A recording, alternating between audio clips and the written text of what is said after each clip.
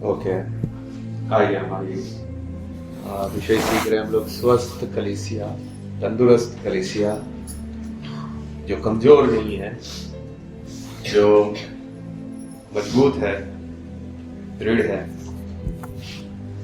उसके लिए हमने सबसे पहला बात बोला कि स्वस्थ होने के लिए, मजबूत होने के लिए वचन की जरूरत है। आत्मिक दूध की लालसा करो, इच्छा करो, वचन की इच्छा करो। हमारे मन में बहुत कुछ भरा हुआ है, जो चीज नहीं है वो क्या है? हमारे इस दिमाग में करोड़ों चीजें भरी हुई है, लेकिन एक चीज की कमी है। क्या? जिससे हम लोग मजबूत नहीं है, वो क्या है? वचन नहीं है। वचन ना होने के कारण हम आत्मिक रूप से कमजोर हैं। तो वचन की लालसा करो कि इस दिमाग को वचन से भरा जाए, इसकी इच्छा करो। एक बच्चा जैसा दूध के लिए इच्छा करता है, ऐसा आप इच्छा करो दूध की, आत्मिक दूध की, वचन की इच्छा करो। नम्र मन से ग्रहण करो परमेश्वर का वचन, नम्रता से ग्रहण करो। जैसा एक पेड़ के लिए पानी होता है, वैसा एक विश्वासी के लिए ये परमेश्वर का वचन है। जैसा पेड़ को जैसा पानी देते जाए, हरा भरा होता जाता है, फलते जाता है, फूलते जाता है, इसी प्रकार विश्वासी के लिए ये वचन है। ये वचन से एक विश्वासी फलता फूलता है, तंदुरुस्त होता है। ये एक प्रकाश की तरह है, उजाला देता है, हमारी समझ को खोलता है, हमें बुद्धिमान बनाता है। इसको गुप्त धन के समान खोजना होगा, तब ये मिल सकता है, तब ये हमारे अंदर जा सकता है, प्राप्त हो सकता है। और जैसा इसमें लिखा है, करने की चौकसी करना, पालन करने का मन। हमें बुलाया ही इसके लिए है कि हम आज्ञा पालन करें। वही लोग प्रभु का परिवार है, वही प्रभु से प्रेम करता है, उसका चिन्ह है। इसके द्वारा ही हम लोग आशीषित होते हैं। अब हम देखेंगे, अब तक हमने देखा वचन, तंदुरुस्त होने के लिए, स्वस्थ होने के लिए हम लोगों को वचन की जरूरत है। परमेश्वर के वचन हमारे अंदर आए, वचन समझें, वचन में चलें। इससे हम लोग तंदुरुस्त होते हैं, आत्मिक रूप से मजबूत होते हैं। दूसरा है प्रार्थना। अब है प्रार्थना। अब तक हमने देखा वचन, अभी दूसरा है प्रार्थना। एक विश्वासी के जीवन में मजबूत होने के लिए बहुत जरूरी है क्या चीज? प्रार्थना। जैसे मैंने आपको बोला, इस दिमाग में बहुत कुछ है, अपना खुद का विचार बहुत कुछ है, लेकिन वचन नहीं है। इसी प्रकार हम लोग बहुत बातें करते हैं, पड़ोसी से बातें करते हैं, पत्नी से बातें करते हैं, पति से बातें करते हैं, इससे बातें करते हैं, उससे बातें करते हैं, फालतू की बातें करते हैं, निंदा की बातें करते हैं, लेकिन किससे बात नहीं करते? परमेश्वर से बात नहीं करते, ना हो पाती है। सब बोलो, 1 घंटे का आप लेक्चर देने के लिए बोलो, 2 घंटे का लेक्चर देने के लिए बोलो, टर टर टर टर टर बोलते जाएंगे, लेकिन प्रार्थना नहीं हो रही। प्रार्थना से एक विश्वासी मजबूत होता है। देखिए, परमेश्वर हमारे पिता है, हमारा बाप है, जिसके द्वारा हम जन्म लिए हैं। तो जैसे हम अपने शारीरिक बाप से बात करते हैं, शारीरिक माँ से, भाई से, बहन से बात करते हैं, ऐसे हमको इस आत्मिक बाप से भी बातें करनी है। परमेश्वर हमारा पिता है। यूहन्ना 1 उसका 12, यूहन्ना 1 उसका 12। जयलाल जी को समझ आ रहा है? आ रहा नहीं आ रहा? क्या बोला अभी तक? परंतु जितनों ने उसे ग्रहण किया, उसने उन्हें परमेश्वर की संतान होने का अधिकार दिया है। हम लोगों को संतान होने का अधिकार मिला है। मुस्लिम लोग को आप बोलेंगे तो वो बोलेंगे नहीं, परमेश्वर का कोई संतान नहीं बन सकता, हम उसके गुलाम हैं। लेकिन बाइबल हमें या इसमें से दो में से एक बात ही सच हो सकती है, या तो परमेश्वर संतान बनाता है या तो नहीं बनाता है। लेकिन बाइबल बोलती है परमेश्वर ने अपना एक संतान जो है यीशु, उसके अलावा संसार के लोगों को में से भी संतान बनाने का फैसला लिया है। जो लोग यीशु को ग्रहण करते हैं, परमेश्वर उनको क्या बनाता है? संतान बनाता है। उसका बच्चा है वो, उसके द्वारा पैदा हुआ संतान है वो। हमें संतान का अधिकार मिला है। तो क्या करना चाहिए बाप के साथ संतान को? रोमियो 8 उसका 15, रोमियो 8 उसका 15। क्योंकि तुमको दासत्व की आत्मा नहीं मिली कि फिर भयभीत हो, परंतु ले पालक की आत्मा मिली है, जिससे हम हैं हे अब्बा हे पिता कहकर पुकारते हैं। हाँ, ले पालकपन की आत्मा, यानी कि हमको ले पालक का दूसरा शब्द है गोद लेना। हमको परमेश्वर ने क्या किया है? गोद लिया। हम उसके असली बेटे नहीं हैं, गोद लिए हुए बच्चे। असली बेटा यीशु मसीह है, हम गोद लिए हुए बच्चे हैं। और हमको अधिकार दिया गया है क्या बोलने का? अब्बा बोलने का। अब्बा शब्द होता था एकदम नजदीक वाला संबंध को बताने के लिए अब्बा बोला जाता है। अब्बा, पप्पा, हम पप्पा भी बोल सकते हैं। वो शब्द को, अब्बा शब्द बोलने का मतलब हमको उसके नजदीक आने का, उसको बाप पुकारने का हमको अधिकार मिला है। हमको गोद लिया गया, ये सच्चाई है। परमेश्वर ने हमको गोद लिया और अधिकार दिया है कि अब्बा करके पुकारे। समझाने के लिए ये शब्द पौलुस क्यों बोल रहा है? उस समय में क्या होता था? घर में गुलाम रखे जाते थे। वहां पे उस समय में इंसान भी बिकते थे। जिस समय में बाइबल का समय था, उस समय मार्केट लगती थी, वहां से इंसानों को भी खरीद कर लाते थे और वो घर का काम काज करता था वो आदमी। तो वो क्या करता था? अभी जो लड़का को लेकर आया है उसकी शादी ये मालिक करा के देता था। अब उससे जो बच्चा पैदा होगा वो बच्चा उसका नहीं होगा। भले ही उसको बाप बोलेगा वो ठीक है, लेकिन अगर वो जाना चाहते हैं तो तू जा, लेकिन ये मैंने तुझे पत्नी दिया तो बच्चा मेरा रहेगा, तेरे पास ही रहेगा। समझ रहे? हाँ, वो बच्चा इसको पिताजी बोल सकता था, मालिक को, लेकिन वो अब्बा नहीं पुकार सकता। फिर भी वो खुद का बेटा नहीं है। समझ रहे आप?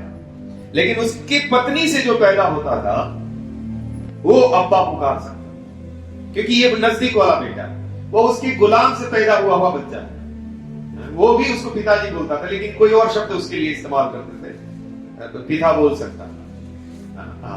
तो अब्बा शब्द क्यों दिया गया? क्योंकि हम, वहां लिखा है, वापस पढ़िए वो रोमियो 8:15,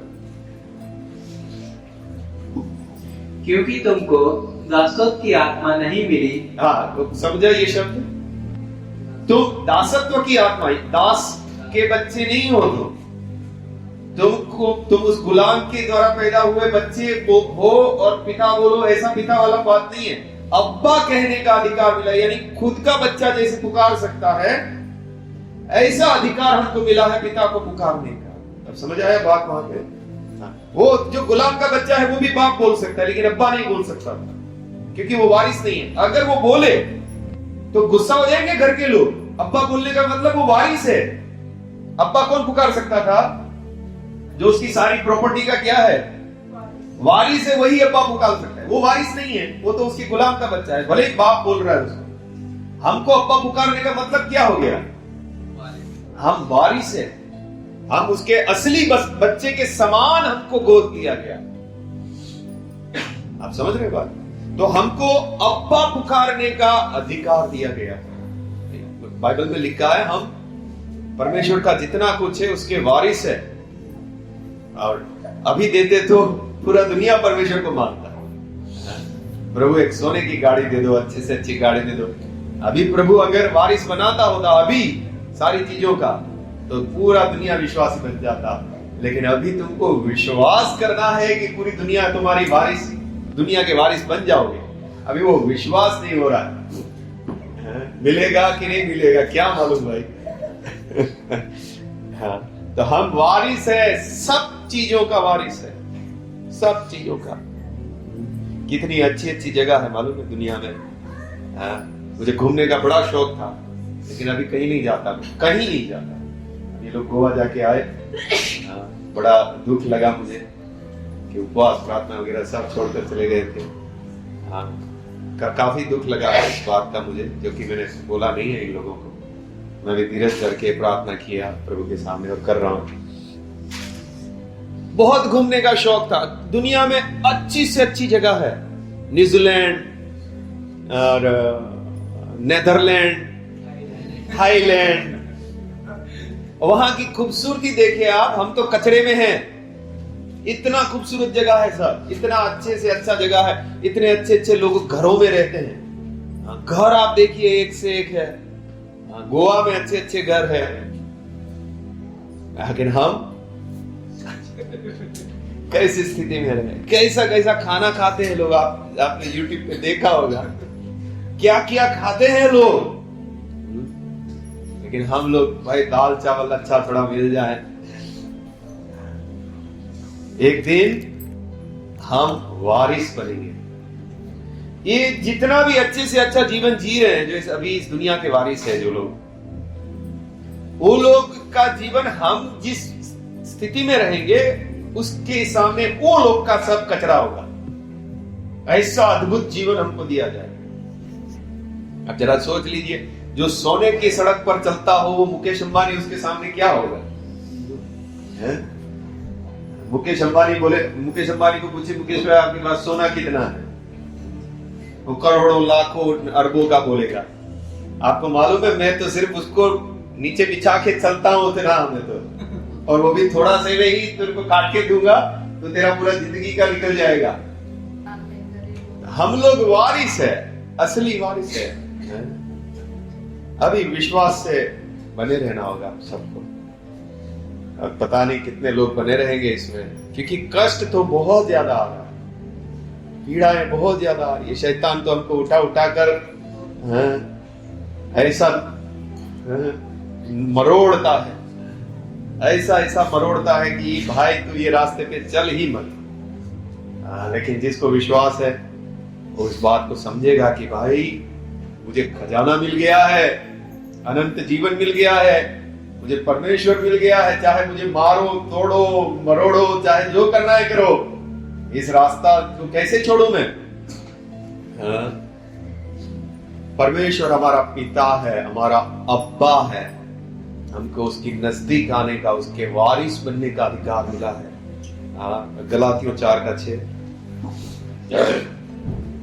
और तुम जो पुत्र हो, इसीलिए परमेश्वर ने अपने पुत्र के आत्मा को, जो हे अब्बा हे पिता कहकर पुकारता है, हमारे हृदय में भेजा है।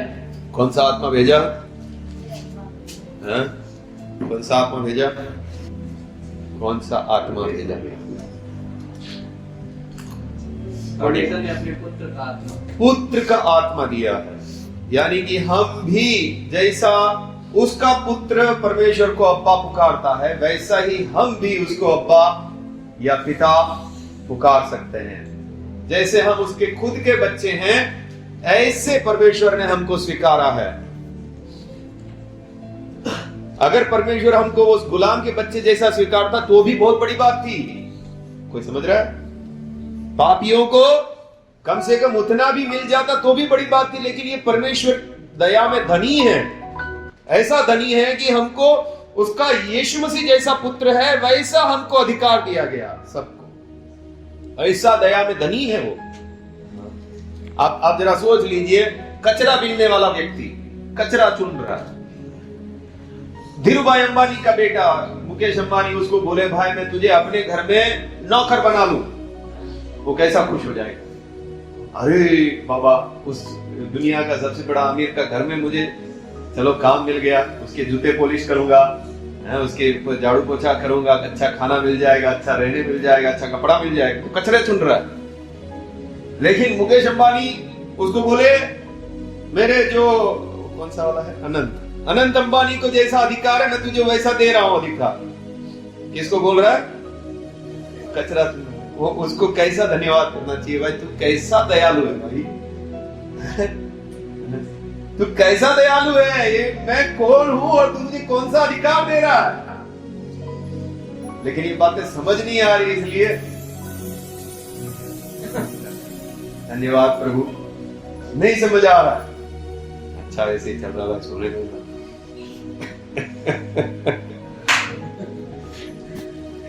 हाँ, कैसा दया में वो धनी है, कैसा दया में धनी है।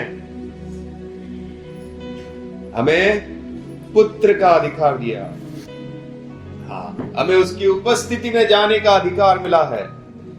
दूसरी बात इफिसियों 3:12, जिसमें हमको उस पर विश्वास करने से साहस और भरोसे के साथ परमेश्वर के निकट आने का अधिकार है। हमको परमेश्वर के नजदीक आने का अधिकार मिला हुआ है।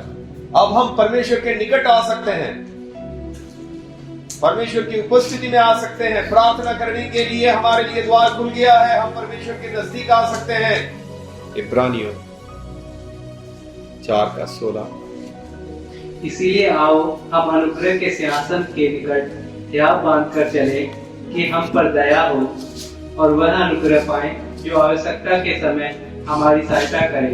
अनुग्रह के सिंहासन के निकट आए, हियाव बांध कर अनुग्रह के सिंहासन के निकट आए। अनुग्रह का सिंहासन क्यों बोला? ताकि जरूरत के समय हमको अनुग्रह मिले। हम आकर प्रार्थना करेंगे, प्रभु मुझे तेरे अनुग्रह की जरूरत है, मुझे सहायता कर। हमें प्रार्थना करने का, नजदीक आने का अधिकार मिला है, उससे दया मांगने का अधिकार मिला है। दया कर प्रभु, इसमें मुझे सहायता की जरूरत है, इसमें मुझे तो तेरी मदद की जरूरत है। हे दया करने वाले पिता, तू मुझे मदद कर। अनुग्रह के सिंहासन, उसके नजदीक आने का, उससे मांगने का, उससे बातें करने का अधिकार मिला है।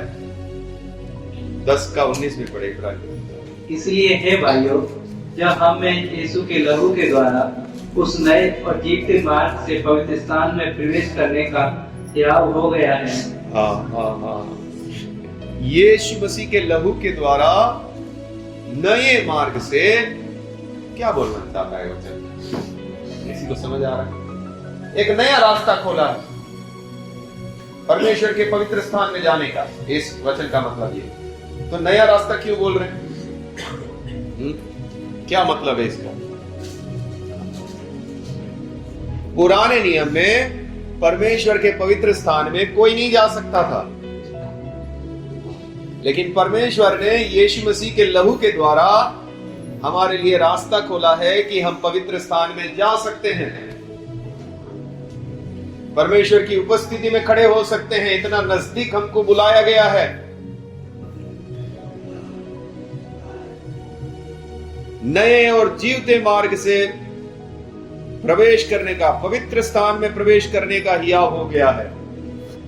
अब हमें जो पर्दा था मंदिर में, वो पर्दा हटा दिया गया। सब कोई प्रभु के सामने आ सकता है हियाव के साथ। हियाव क्यों? पहले हियाव क्यों नहीं था? अब हियाव के साथ उसके सामने जा सकते हैं। पहले हियाव के साथ जा सकते थे, क्यों? पापी स्वभाव तो क्या हम लोग अच्छे हैं? अभी तो वही तो बोल रहा था आप लोगों को, पवित्र आत्मा भी था। पहले क्यों हियाव नहीं था? अब हियाव हो गया। पहले क्यों हियाव नहीं था? कोई बताए क्या बात है यहाँ पे? पुराने नियम में साल में एक बार याजक डरते डरते जाता था पवित्र स्थान में, क्योंकि अभी तक रास्ता खुला नहीं था अंदर जाने का। साल में एक बार ही जाता था पवित्र स्थान में। मंदिर होता था, उसमें 3 भाग होते थे। एक भाग होता था जहां पे दिया वगैरह जलाने के लिए रोज सुबह शाम लोग जाते थे। उसके बाद पवित्र स्थान, वही पवित्र स्थान होता था, वहां पे दिया वगैरह जलता था, धूप जलाते थे। वो दिन में 2 टाइम ही जाया करते थे, सुबह में और शाम में। शाम को 3 बजे और सुबह में मुझे लगता है 6 बजे। वो 2 टाइम धूप जलाने जाते थे, दिया जलाने जाते थे। और फिर अति पवित्र स्थान होता था, वहां पे साल में एक ही बार जाते थे, वो भी डरते डरते। वहां पे पर्दा था बहुत बड़ा, मोटा, इतना मोटा पर्दा होता था। तो 3-4 लोगों को ऐसा हटा के एक आदमी अंदर घुस के उसके चेन बांध देते थे उसकी कमर में। क्यों? क्योंकि अगर परमेश्वर ने बलिदान ग्रहण नहीं किया है इस्राएल का, उधर ही मर जाएगा। तो अंदर कोई जा नहीं सकता उसको लेने के लिए, उसको चेन से खींचना पड़ेगा। समझ गए? हाँ। लेकिन अभी वो पर्दा जब यीशु मसीह मरा तो क्या हो गया? फट गया। अभी हर कोई जा सकता, पहले क्यों नहीं जा सकता था? मनुष्यों के लिए बलिदान, सिद्ध बलिदान चुकाया नहीं गया था। मनुष्यों के पापी होने के कारण और परमेश्वर इतना पवित्र होने के कारण, उसके पाप के कारण उसके ऊपर तुरंत सजा पड़ सकती है। समझ रहे? वो इतना पवित्र है, एक पापी उसके पास जाएगा वो मर सकता है। झूठ बोला हुआ व्यक्ति उसके सामने जाएगा, मर सकता है। व्यभिचार किया हुआ, बुरी नजर किया हुआ, उसके सामने, वो इतना पवित्र है, उसके सामने कोई नहीं जा सकता, उधर मर सकता था। याजक फिर कैसे जाता था? वो भी तो पापी था। वो एक पूरा बैल को बलि करता था, उसका खून लेकर फिर छिड़कने के लिए जाता था डरते, और वो परमेश्वर को उधर खड़ा हुआ देखता था। वो अति पवित्र स्थान, वो इतना धुआं लेके जाना था, उसकी नजर सीधी ना पड़े परमेश्वर के ऊपर तो भी मर सकता था, क्योंकि वो इतना पवित्र है। वो जाता था, तुरंत जैसे ही घुसेगा उसको लोबान डालना था। वो आते हैं ना मुसलमान लोग लोबान लेके, वैसा वो लोबान सीधा ही डालेगा तो पूरा धुआं धुआं हो जाएगा। फिर उसमें जाकर डर के 7 बार लहू छिड़कना है, उधर बेटी है, उधर से फिर फटाफट भागना है उसको। और लेकिन वो एक तिरछी नजर से देख सकता था वहां पे कोई खड़ा है। एक ही मंदिर ऐसा विश्व भर में था जहां पे परमेश्वर, आकाश और पृथ्वी का राजा उधर खड़ा रहता। जिस दिन वो प्रायश्चित का दिन होता था, लेवियस्ता 16 में लिखा है, उधर वो खड़ा रहता। परमेश्वर खड़ा हुआ, सच्चा परमेश्वर वहां खड़ा रहता था। मेरा रोंगटे खड़े हो रहा है। उसमें उसको जाना है, 7 बार छिड़कना है, भागना है, लेकिन वो तिरछी नजर से देख सकते। धुआं है, सीधी नंगी आंख से नहीं देख रहा है, वो धुआं में वो देख रहा है कोई खड़ा है उधर। फटाक से उसको बाहर निकल। मनुष्य रूप लेकर, मुझे लगता है प्रभु यीशु मसीह आता, मनुष्य रूप लेकर उस बेटी के ऊपर कोई खड़ा रहता। और जब ही वो छिड़काव नहीं है, उस समय उसके पहले वहां पे एक प्रकाश रहता, उजाला के जैसा रहता, सच्चा परमेश्वर वहां खड़ा। इस्राएली लोग घमंड क्यों करते थे मालूम है? मंदिर देखते थे।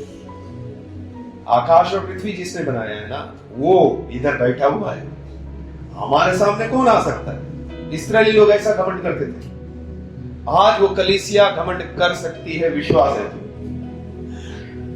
लेकिन हर बार अगर परमेश्वर हमको छुड़ाए, सामने वाले को सत्यानाश करे, तो हम भी हो जाए मूछ लगा के। मार खाने के लिए क्यों बुलाया? गालियां खाने के लिए क्यों बुलाया? हाँ, अगर लड़ाई ऐसी होती, हम जाते, हमारी सामने कोई उंगली किया तो उसकी उंगली कट के नीचे गिर जाती, तो हम भी बोलते हमारे साथ प्रभु है भाई। लेकिन इधर तो मारते हैं, हर बार मार खाना है। ऐसे में कैसे विश्वास करें परमेश्वर हमारे साथ है? लेकिन जैसा आप मार खाते हैं, उसमें भी पौलुस वगैरह को तो दिखता था परमेश्वर हमारे साथ है। वो वचन में लिखता है, हमको हर तरीके से तोड़ा जाता है, लेकिन फिर भी हम खड़े हैं, परमेश्वर हमारे साथ। देखिए दूसरा कुरिन्थियों, देखिए वचन क्या होता है। दूसरा कुरिन्थियों उसका 4, परमेश्वर साथ में है, इसके लिए वो ऐसा बोल पा रहा है। देखिए 4 का 8 से पढ़िए। हम चोरों और से कलेश तो भोगते हैं, चोरों नहीं है, हम चारों ओर से कलेश तो भोगते हैं, पर संकट में नहीं पड़ते। चारों ओर से क्लेश आता है, लेकिन फिर भी संकट में नहीं पड़ता। चारों तरफ से आ रहा है, फिर भी संकट में नहीं है। आगे, निरुपाय तो है, पर निराश नहीं होते। कोई उपाय नहीं है हमारे पास, फिर भी निराश नहीं हो रहे। आगे, सताए तो जाते हैं पर त्यागे नहीं जाते। इतना सतावट है फिर भी परमेश्वर त्यागता नहीं है। फिर गिराए तो जाते हैं पर नष्ट नहीं होते। इतने गिरते हैं लेकिन नष्ट नहीं हो रहे। आगे, हम यीशु की मृत्यु को अपनी देह में हर समय लिए फिरते हैं कि यीशु का जीवन भी हमारे देह में प्रकट हो। यीशु का मौत लेकर घूमते हैं और जीवन भी हमारे में दिखता है। आगे, क्योंकि हम जीते जी सर्वदा यीशु के कारण मृत्यु के हाथ में सौंपे जाते हैं। सर्वदा मौत के हाथ में सौंपे जाते हैं। बार बार मौत सामने आ जाती है, अभी मर जाएंगे। आगे, कि यीशु का जीवन भी हमारे मरणहार शरीर में प्रकट हो। हाँ, कि यीशु का जीवन भी हमारे द्वारा दिख सके। देखो कैसी हालत है। पौलुस समझ रहा है ऐसा क्यों खड़े हो पा रहे हैं, परमेश्वर हमारे साथ है करके। आपको मालूम है पौलुस को एक बार सब लोगों ने पथराव करके मार डाला। सब लोग समझे मर गया, और हो सकता है वो मर भी गया था। उसी समय में वो स्वर्ग जाके आया था। तीसरे स्वर्ग में उसने बोला कि एक व्यक्ति मैं जानता हूं वो गया। वही समय था शायद पौलुस का आत्मा निकल चुका था उससे। भाई लोग आए, चारों तरफ खड़े हुए, प्रार्थना किया प्रभु तेरे दास को वापस से खड़ा कर दे। वापस खड़ा हो गया। इतने बड़े बड़े पत्थर मारे उसको। पथराव इस्राएली लोग करते थे तो इतना इतना नहीं मारते थे। इतने बड़े बड़े आएंगे, खोपड़े में मारेंगे, भार भार भार भार। तो सब पत्थर में बीच में पड़ा हुआ है, खून लहू लुहान। भाई लोग आए, वापस खड़ा हो गया, वापस प्रजा करना चालू। क्यों कर पा रहा है ऐसा? पर पता नहीं इस युग में ऐसे लोग खड़े हो पाएंगे कि नहीं, जो जानते हैं परमेश्वर हमारे साथ है। मेरे लिए भी एक चैलेंज है भाई, मेरे लिए भी एक चैलेंज है। अगर परमेश्वर सामने वाले का सत्यानाश करता हर समय, तो हम भी बोलते हैं आ जाओ भाई, कौन है? लेकिन ऐसा नहीं है। अभी बात यह है, जैसा स्थिति में मैं रखूं उसमें तू रहने के लिए तैयार है, तो फिर देख मैं क्या करता हूं। परमेश्वर की उपस्थिति में जाने का हमको अधिकार मिला नए मार्ग से। परमेश्वर हमारे बीच में, इस्राएलियों के बीच में मंदिर था। पूरे जगत में परमेश्वर अगर कहीं है, कलीसिया में। पूरे मुंबई में आप बोल सकते हैं, मुझे बाकी कलीसिया में होगा कहीं कहीं पे, लेकिन इस कलीसिया में परमेश्वर है, हमारे बीच में चलता फिरता है, अब तक है, आज तक प्रभु की कृपा से हमारे मध्य में है। लोगों के मन में कार्य करता है, लोगों को छुड़ाता है, लोगों से बातें करता है। परमेश्वर हमारा अब्बा, हमारा पिता है। हमें उसकी उपस्थिति में जाने का अधिकार मिला। जरा सोच लीजिए, एक व्यक्ति डरते डरते जाता था, लेकिन अभी हमको हियाव हो चुका है। हमको हियाव क्यों है? उसको हियाव क्यों नहीं था और वो डरते डरते क्यों जाता था? अभी हमको हियाव क्यों है उसकी उपस्थिति में जाने का? क्या बात बोलिए? हाँ बोलिए, आप तो सो रहे थे भाई। यीशु मसीह क्या समझाइए ना, धीरे क्यों बोल रहे हैं? प्रभु का अनुग्रह। तो अब डर क्यों नहीं है हमको? अभी यह क्यों है, हिम्मत क्यों है? अभी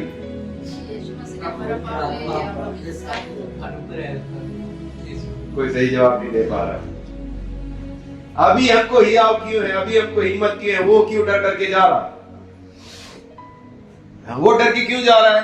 उसको डर लग रहा है, हो सकता है मैं मर जाऊंगा, लेकिन अभी हमको डर क्यों नहीं लग रहा है? हम मर जाएंगे करके क्यों नहीं लग रहा है? क्यों नहीं लग रहा है डर? रवि कुछ कोशिश कर रहा है। अभी हमको डर क्यों नहीं लग रहा? यीशु मसीह के द्वारा हमारा जो परमेश्वर के हाँ, लेकिन द्वार खुल गया है। कौन से आधार पे? डर क्यों नहीं लग रहा है मुझे सिर्फ इतना ही जानना है, मुझे डरने की जरूरत क्यों नहीं है? मुझे हिम्मत क्यों आ रही है? वो लोग क्यों डर रहे थे, मुझे क्यों हिम्मत मिल रही है? मैं डरने की जरूरत नहीं है। क्यों? क्या ऐसी बात है जिससे मुझे नहीं डरना है? हाँ? अब मुझे परमेश्वर की उपस्थिति में आकर भी मुझे डरने की जरूरत नहीं है। क्यों? जो बीच का पर्दा है वो अभी हाँ, लेकिन पर्दा हट गया, ठीक है। जो सजाती हो इसमें ये अभी मैं पापी नहीं हूं, मेरे ऊपर का सारा दंड हट गया है, मेरा पाप सब यीशु ने ले लिया है। अब मुझे डरने की जरूरत नहीं है। अब मुझे परमेश्वर पापी तरीके से नहीं देख रहा है।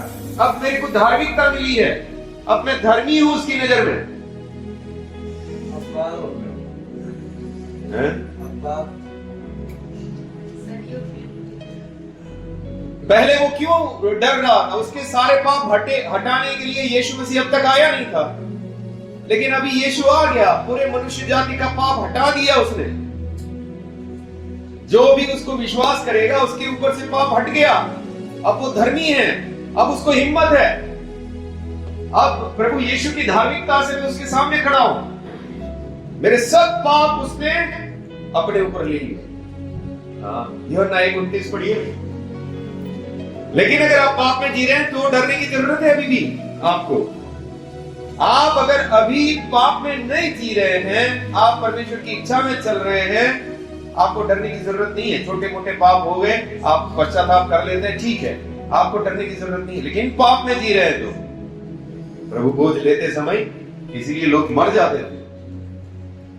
प्रभु बोझ लेते समय इसलिए लोग बीमार पड़ जाते थे। क्यों? तो यीशु मसीह की देह को खा रहा है, तो पाप करके ये सब कर रहा है। आप पढ़िए। दूसरे दिन उसने यीशु को अपनी ओर आते देखकर कहा, देखो ये परमेश्वर का मेमना है जो जगत का पाप उठा ले जाता है। उठा के गया परमेश्वर का मेमना, जगत का पाप उठाकर चला गया। सब पाप उठा लिया गया। हमारा पाप उठा ले गया। अब पाप हमारे ऊपर नहीं। बस अगर आप वचन में चलते रहे, पश्चातापी होकर उसके सामने रहे, आप हियाव के साथ उसके सामने जा सकते हैं। मुझे दंड नहीं हो सकता। आप हियाव से उस प्रभु भोज की रोटी से खा सकते हैं, उस दाखरस से पी सकते हैं। कुछ दंड की आज्ञा नहीं मेरे ऊपर। तो अब हमको हियाव है उसके सामने जाने का, उससे प्रार्थना करने का। पहला यूहन्ना 1:3। जो कुछ हमने देखा और सुना है उसका समाचार तुम्हें भी देते हैं, इसीलिए कि तुम भी हमारे साथ सहभागी हो, और हमारी यह सहभागिता पिता के साथ और उसके पुत्र यीशु मसीह के साथ है। हमारी सहभागिता, हमारा संबंध पिता के साथ, उसके पुत्र के साथ है। अभी हमको बात करने का, संगति करने के लिए परमेश्वर ने बुलाया है। अब हम क्या कर सकते हैं? परमेश्वर के साथ संगति कर सकते हैं, बातचीत कर सकते हैं, परमेश्वर से बातचीत कर सकते हैं। इसके लिए हमको जानना जरूरी है परमेश्वर के साथ हम क्या बातें करें। सामने वाले की इच्छा आप जानते हैं, तब आप उसके अनुसार उसके साथ बात कर सकते हैं घंटा, नहीं तो आप फालतू बातें करेंगे। तो परमेश्वर की इच्छा अगर आपको मालूम है तो आप उसके सामने बातें कर सकते हैं। हाँ, उसके बाद पहला कुरिन्थियों 1:9। रोहित कहाँ चला गया? परमेश्वर सच्चा है जिसने तुमको अपने पुत्र हमारे प्रभु यीशु मसीह की संगति में बुलाया है। हाँ, पुत्र की संगति में बुलाया। दूसरा कुरिन्थियों 13:14। प्रभु यीशु मसीह का अनुग्रह और परमेश्वर का प्रेम और पवित्र आत्मा की सहभागिता तुम सब के साथ होती रहे। पवित्र आत्मा की सहभागिता, पिता के साथ, पुत्र प्रभु यीशु के साथ, पवित्र आत्मा के साथ हमारी सहभागिता है, संबंध है। बातचीत कर सकते हैं, परमेश्वर की उपस्थिति में आ सकते हैं। आप चलते चलते भी पवित्र आत्मा से बातें कर सकते हैं, परमेश्वर से बातें कर सकते हैं। मुझे प्रभु इसमें सहायता करो, इस बात के लिए मुझे मदद करो। आपको उसकी संगति में बुलाया है, सहभाग। आपको गुस्सा आ रहा है तो आप तुरंत बोलना चाहिए हिंदू में, प्रभु गुस्सा आ रहा है, प्रभु मदद करो, कंट्रोल करने के लिए मदद करो प्रभु। मेरा प्रभु गोद जाएगा, मुझे मदद करो प्रभु, प्रभु मुझे नींद आ रही है, मुझे सहायता करो प्रभु। हाँ थोड़ा इसके लिए गंभीर होना जरूरी है, ये सब बातों के लिए। हाँ? आप बात कर सकते हैं तुरंत, प्रभु मुझे सहायता कर इस सब बात के लिए, मुझे इसके लिए क्या करूं मैं, मुझे उपाय करके दे। हाँ हमारी संगति है परमेश्वर के साथ, और परमेश्वर की इच्छा जानकर उसके साथ हमारी बातचीत होनी चाहिए। अभी हम आगे देखेंगे, हम बार बार उसके सामने आना चाहिए, बार बार हम प्रार्थना करना चाहिए, बार बार उसके साथ संगति करना चाहिए। कितने सारे लोग हैं जो थोड़ा भी बात नहीं करते।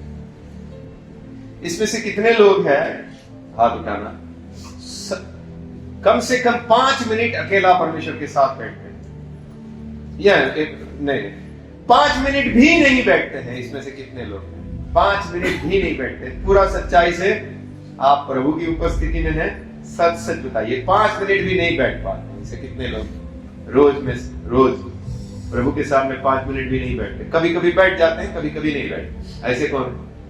कभी कभी बैठते हैं। ईश्वर रवि, ऐसा नहीं, बैठना अलग से बात नहीं, वह तो उसमें कुछ करने की जरूरत नहीं है, बोलते जाओ कहीं भी कुछ। अलग से 5 मिनट कम से कम बैठ रहा प्रभु के सामने, और कभी कभी नहीं भी बैठता है। बैठना चाहिए, उसमें ईश्वर कभी कभी नहीं बैठता है, पिंटू भाई नहीं बैठते, रवि नहीं बैठता है, और कोई सिस्टर लोगों में कभी कभी नहीं बैठती, सुनीता सिस्टर नहीं बैठते। देखिए कितना दुर्भाग्य है। अपना परमेश्वर के साथ डेली इस प्रकार से हमको समय निकालना ही है, बैठने के लिए समय निकालना ही है। मैंने नियम बनाया हुआ है, मैं सुबह कुछ भी हो जाए, मैं कितना घंटे तक बैठता ही हूं, चाहे मेरा दिमाग काम करे ना करे। मैं कई बार तो मेरे को ऐसे ही बैठा रहना पड़ता है, सुन्न होकर, कुछ नहीं कर पा रहा, लेकिन बैठूंगा। मैंने अलग निकाला है वो टाइम, उसमें मैं बैठूंगा। चले कभी कभी नीचे गिर जाता हूँ, पड़ा रहता हूँ, आराधना का समय ही हो मेरा, नहीं कर पा रहा हूँ आराधना, लेकिन मैं वो समय निकाला, उसमें पड़ा रहूंगा, लेकिन मैं समय निकाला, वो आराधना का समय है। कुछ नहीं हो पा रहा है, कोई बात नहीं। कई बार मैं ऐसे ही कितना समय तक पड़ा रहता हूँ, कुछ हो ही नहीं रहा है, इसको बंद कर दिया, शून्य कर दिया, लेकिन वो समय है मेरा, वहां मैं परमेश्वर की उपस्थिति में पड़ा।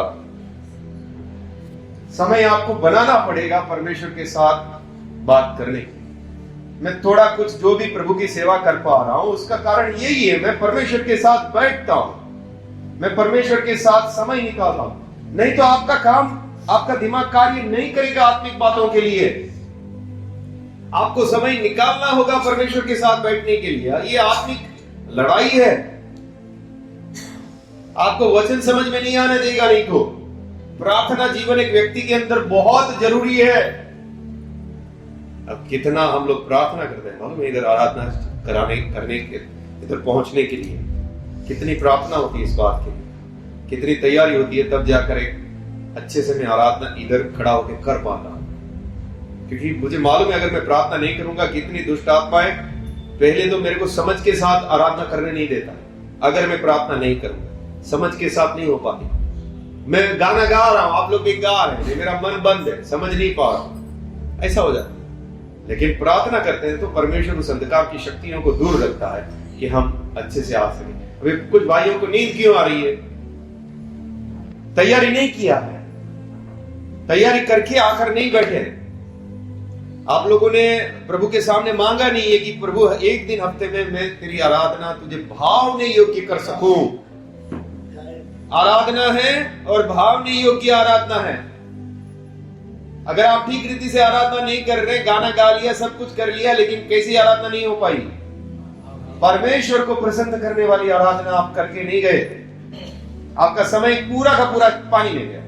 आपने 2 घंटा यहाँ पर बैठे, ना वचन समझ आया, ना प्रार्थना किया, ना समझ के साथ प्रभु को धन्यवादित मन के साथ प्रभु को मन से ऊंचा उठा नहीं पाया, ना समझ के साथ उसको धन्यवाद दे पाया, कुछ नहीं। गाना गाया, गए, और ऐसा में फिर आपका आत्मिक जीवन में कुछ बदलाव नहीं आएगा। मरा हुआ चीजें हैं सब कुछ। समझ के साथ कुछ भी नहीं हो रहा, धन्यवाद समझ के साथ नहीं हो रहा। लेकिन अगर आप प्रार्थना सहित परमेश्वर से मांगते हैं, मुझे चाहिए प्रभु, तब परमेश्वर हमको सहायता करता है, परमेश्वर हमको इसमें मदद करता है। प्रार्थना बहुत जरूरी है। एक विश्वासी तभी मजबूती से खड़ा हो सकता है। परमेश्वर के साथ बैठने का उसको समय निकालना ही चाहिए। खाना खाने के लिए कितने सारे लोग बोलते हैं समय नहीं, समय नहीं हमारे पास। कल एक व्यक्ति को सुसमाचार दे रहा हूं, सब काम छोड़कर चाय पीने मुझे बोल रहे उधर आ जाओ आप। मैं भी गया, मैं उसको वचन बताने लगा और फिर लास्ट में पैम्फलेट दिया। टाइम नहीं है ना मेरे पास पढ़ने का, तो अभी काम छोड़कर चाय पीने के लिए टाइम है, सब छोड़कर खाना खाने के लिए टाइम है, वो खाना को जब निकालना है तभी भी टाइम है, नहाने के लिए टाइम है, हर चीज के लिए टाइम है। परमेश्वर के लिए टाइम नहीं, बहुत काम है भाई हमको।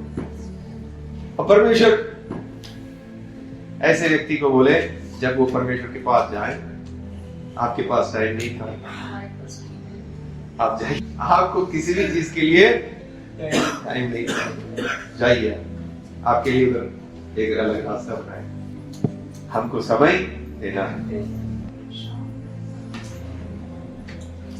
ठीक है, प्रार्थना करें। मुख्य बात, एक स्वस्थ कलीसिया बनने के लिए, हमें प्रभु में खड़ा होने के लिए, मजबूत होने के लिए प्रार्थना की जरूरत है। हमें बाप बोलने का अधिकार मिला, उसकी उपस्थिति में जाने का अधिकार मिला। हाँ, हमें प्रभु के सामने बैठना है। एक विश्वासी जब तक प्रार्थना में समय ना बिताए, वो कुछ नहीं कर पाएगा। उसको आत्मिक रीति से मजबूत होने के लिए प्रार्थना का जीवन होना जरूरी है। प्रार्थना में सब प्रभु आपके ऊपर अनुग्रह करें।